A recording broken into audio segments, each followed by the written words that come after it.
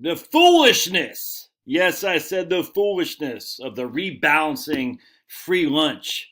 And I'm actually going to add a corollary, the diversification free lunch. It's, oh my goodness. Yes, I'm just a guy with my dog and my t-shirt, which is on backwards just because I threw it on. I wake up at 5 o'clock, dark in my room. I don't turn the lights on so my better half can still sleep. And I just throw on my shirts.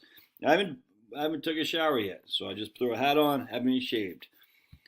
All right, so let's dive into this. I'm stunned. The level of vitriol I take because I challenge the orthodox is mind-numbing to me. So I want to. I'm debating this guy who's well known in our business, and I cannot believe that people just follow the orthodox just because that's what we have, and they can put some fancy equations in there and say, look, I can't. I mean, I do believe it. It's just I get so frustrated by this, and because I'm going to prove to you that it's dumb, man. It's easy to do. Just, all right, so we're going to go in this. First foremost, we're going to see investing's free lunch, investment portfolio rebalancing. All right, we'll go in that here in just a second. Hold on a second. Let me move myself out of the way here. And then we got diversification, the only free lunch in investing. Let's be advised, these aren't two of the same exact things. Rebalancing and diversification are two different things, but they kind of fall under the same idea of modern portfolio theory. And so here's, I don't know who this guy is. Oh my goodness, it's been a news writer for the Associated Press. All right, so there we go. So at least they have 3 kids. All right, so good for him. But when he say diversification is often called the only free lunch in investing, and you get it from an AP reporter, you should go the exact opposite. So let's keep going here. And there we go, Markowitz. He said diversification is the only free lunch in investing, and won a Nobel Prize. Oh, and that's what gets all the wannabes in financial realm. So he won a Nobel Prize. Robert Shiller won a Nobel Prize. Krugman won a Nobel Prize. Samuelson, I'm sure Samuelson won a Nobel Prize. Milton Friedman won a Nobel Prize. Nobel Prize. Nobel Prize. What's the guy's Black Scholes? I'm thinking about the guys who are long-term capital man. Let me get that book. Hold on a second. All right, so here's my man Roger Lowenstein, The End of Wall Street, but he actually wrote this book when genius failed, the long-term capital management, the Nobel Prize, academics of LTCM. Oh, they're going to change the world. We've got models behaving badly. When confusing illusion with reality can lead to disaster on Wall Street and in real life. Obviously, reading this Nassim Nicholas Taleb, and then Benoit Mandelbrot as well. There's tons of guys to read that challenge this whole orthodox. It's all based on Harry Markowitz, and the reason it's based on Harry Markowitz, we're going to go into I don't have no antipathy towards this guy. I just think we've all been sold a bill of goods because he's the creator of modern portfolio theory. All right. And because he has that Nobel Prize after his name, it's like we can't challenge Markowitz because they all say this. And these debate things I'm in, they all say Nobel Prize winner Robert Shiller, Nobel Prize winner Markowitz, Nobel Prize winner, who's the guys on is it Black Scholes? Long-term capital management. The heart of the fund was a group of brainy PhD certified arbitrageurs. Many of them had been professors, and 2 had even won the Nobel Prize. So smart because they have the Nobel Prize. And I think it was Scholl. Let me just see who. Byron Scholes won a Nobel Prize as well. So we can't discuss Nobel Prize. All right. So let's go to Markowitz because he got the Nobel. I'm just a guy in my T-shirt. I even have it on right side out, or right side in, whatever it's called. Anyway, so let's go to look at modern portfolio theory. Is introduced in 1952. What was going on in 1952? Oh, all the soft sciences of business schools, economics, they all want to be a hard science. They had physics envy. All right, physics had chemistry envy, and they all had math envy. So we're going to throw a bunch of equations out there, fancy schmancy equations to show how smart we are, and everyone else can go pound sand because we are so smart. Then William Sharp and Merton Miller, they all won the Nobel Prize in 1990. Specifically, they cited the theory of portfolio choice developed by Markowitz as the first pioneering contribution to the field of financial economics. And that's where everything went to hell. This right here, then Samuelson in the 1960s, and we're all doomed for insanity in economics departments ever since. All right. Let's see. Capital asset pricing model, a theory of price formation from financial assets developed by William Sharp. Just the whole thing, man. Let's keep going because I want to show you why it was one of the three. Let's see. I want to show you what modern right here. So he was working for the Rand Corporation. Like, you don't need to be. I'm just telling you that I knew this. I just chuckled again how heavily involved Rand Corporation is. Rockefeller Foundation, the movement of our previous society to a academic, science-based society that Eisenhower warned us about. It's amazing to me, and Eisenhower's spot on. All right. In his lecture, he said the basic concept of portfolio theory, blah, blah, blah. All right, I know that. Right here. The maximized expected, let's see, I want to show you right here. If an investor were only interested in expected values, he would be interested in need only to invest in one single security, is what Markowitz said. But he realized that investing in a single security was not the way investors did or should act. He knew that investors diversify because they're concerned with risk as well as returns. He also knew that while investors understood the benefits of diversification, they needed tools to determine the ideal level of diversification, the efficient frontier model, which led to MPT. MPT and diversification, the only free lunch in investing. Look at this. I didn't even realize this. Paul says, we are led by technocratic fools, man. There's no other way around that. Mathematical portfolio management, the whole thing is just a clown show. Criticisms of modern portfolio theory. Anyway, so I want to show you something here because we're just going to cut to the chase. Oh, I just got to show you this right here. Look at my man, Michael Edison. So we're going to combine portfolio theory and rebalancing in one fell swoop. We're just going to hammer it. And you know what we're going to do? Watch this, guys. We're going to take my wife's dad's, excuse me, Pablo, whatever this thing is called, some Irish thing right here. Any of you Irish people out there would know what this is called. And we're going to smash modern portfolio theory and rebalancing as if it has any kind of free lunch associated with it. I'm not saying you shouldn't rebalance. I'm not saying you shouldn't have diversification. I'm just saying the idea, there's some science behind this as a free lunch. It's so freaking dumb. We're going to take this thing, boom, smash. We just smashed that. Oh, sorry, Finney. I just scared. Oh, Finney's looking at this like, oh, sorry, baby. I just scared him.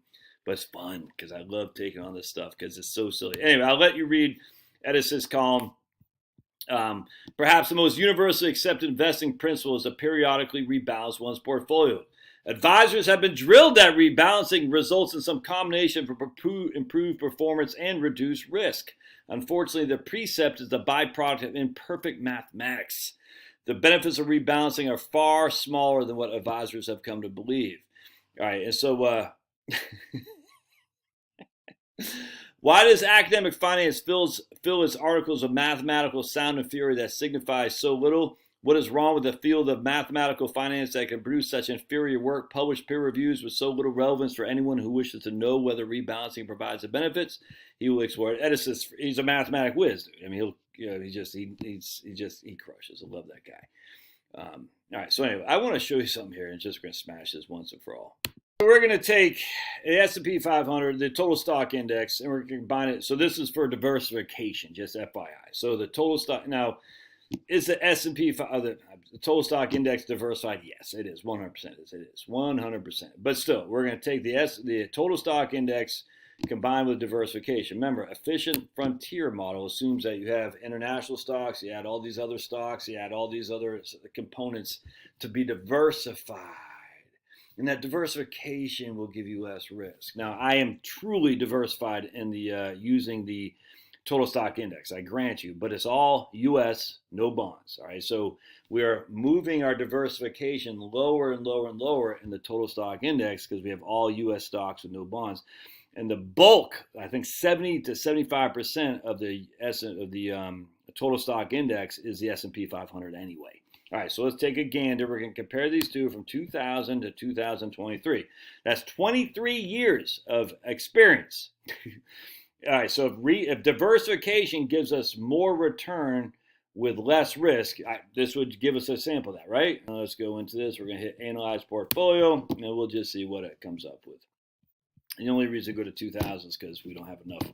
The total stock index doesn't go that far in the Vanguard Target Retirement Funds. That's what I'm using. The Vanguard Target Retirement Fund is 2035. It won't matter which one we use, and it's going to be a lot more diversified. And what we're going to see is you'll see. Oops, I got to get that guy over here. 1 second. There we go. Oh my goodness! Total stock index was up from $10,000 to $50,000. The diversified portfolio, the target fund, was only at $33,000. A significant difference there. All right, so our average compounded annual growth rate was literally 230 basis points higher in the total stock index than it was a target fund. Our standard deviation was higher too. But remember, standard deviation doesn't just mean downside risk; it also means upside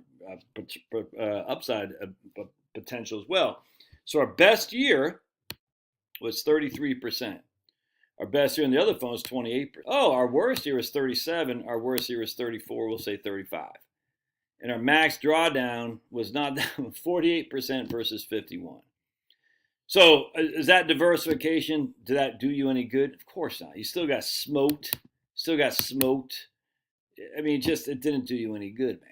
It just is silly to even say that. I mean, so we can say, oh, but look, and of course, these are all rebalanced as well. All right, so we can obviously say, well, the total stock index is diversified. Okay, so let's do something else. Add the Vanguard Dividend Growth Fund. All right, so let's take a look at VDIGX. Let's take a gander. So VDIGX, what we're going to see is we're going to see how many holdings it has. All right, we're going to come on down. The prices were come on down. You're on the prices right. Hold on a second. Let me see. Let me just pause it. It's got 40 stocks.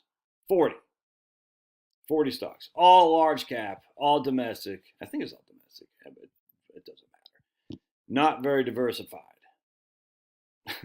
All with some kind of dividend growth behind it.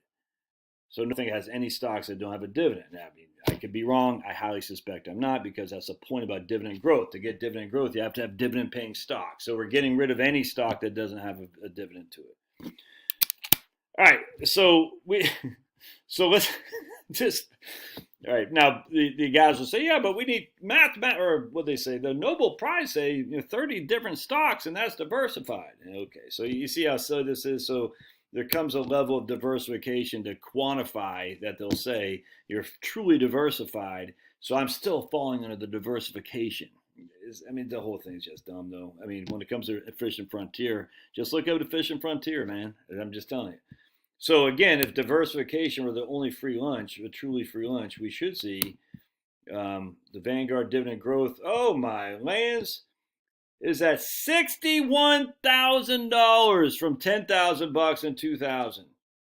So the last 23 years of experience, the Vanguard Dividend Growth didn't just double. I don't even know what 6 times is. Quintuple plus 1. I don't know what that is. It almost doubled the rate of return of the target fund, which again is diversified and rebalanced, by the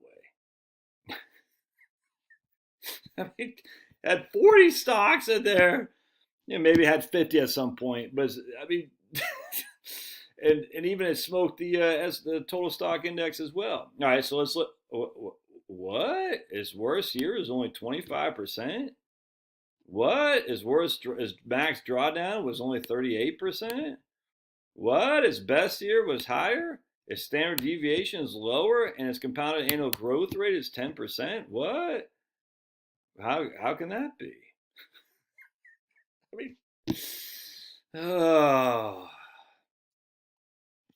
it's tough to be humble when you're perfect in every way. I want to go to composition here, right here, exposures. All right, so let's take a gander, shall we? Here is the target fund, large cap value, large cap growth right there, 46%. The global U.S. developed markets, 18%. Nothing. Look, zeros across the board. They got some short-term treasuries, the dividend growth does, and some intermediate. They got some treasuries. That's it. They got treasuries, international, emerging markets, mid-cap growth. And then, of course, here's the total stock index. No bonds. A little bit of emerging markets. That's weird. But anyway, I mean, you see what's happening here, right? Yeah. So there's no free lunch. Now, does that mean you put all your money in dividend income or growing dividend fund? No, man, because you don't know and this is the thing that drives me up the wall. You don't know what the future holds. Back to this guy who wrote, there is such a thing as a free lunch. The real beauty of the diversification is that it produces long-term returns similar to individual risk categories while smoothing out volatility along the way. I like how they say it does XYZ. You can't say that. You don't know that to be true. I just disproved that. I just disproved that. If you take the Vanguard Dividend Growth Fund and you look at the metrics, the compounded annual growth rate, the downside standard volatility, and the max drawdown. Max drawdown was, I mean, we're talking 20 to 25% lower than that of the diversified rebalanced portfolio. The worst year was, what was that, 8, 9? I mean, it's 900 basis points worse, and yet it had a better, higher year than Vanguard Target Retirement Fund. You just can't say X equals Y. You can't. We got to stop doing this. The beauty of diversification is that it produces. You can't say that, and you absolutely can't say it produced in the past tense because it's not true. I just disproved that, and if we disproved it from the past tense, we certainly can't say it's proven in the future. That's silly. The muting of sharp up and downs is crucial. It helps protect you from the most dangerous obstacle you face as an investor, your own emotions. I hate that too, by the way. And I'm not trying to pick on these guys. It's just the first thing that came up. Oh, right here. Diversification is often called the only free lunch in investing. That's because it costs virtually nothing to diversify, yet it yields great benefits. A reduction in portfolio volatility plus a degree of protection. Man, this is horrible. So, boom, debunked. Now, what does that mean for you? You shouldn't listen to any of these guys, dudes. I'm telling you, they don't know what the hell they're talking about any more than I do. I don't know what the future holds. Hell's bells, dudes. You know what I'm saying? No one knows. I have my speculations, but I absolutely could be wrong. You could be wrong. But just because they have a Nobel Prize doesn't mean they're right. Just because they have some fancy schmancy good time rock roll mathematics doesn't mean they're right. The evidence is not overwhelming, if at all, even existing. And as such, you just say, okay, I'm just going to buy what I'm going to buy. I'm going to hold it and be done with it and look out the window. But you're not following the efficient frontier. You're not following modern portfolio theory. You're not following CAPM, capital asset pricing model. You're not following Black-Scholes options. Yeah, because I have a brain.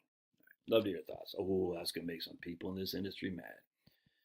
Probably want to sign up from an email because at some point I'm sure I'll be banned for life because I'm a heretic. We'll see ya.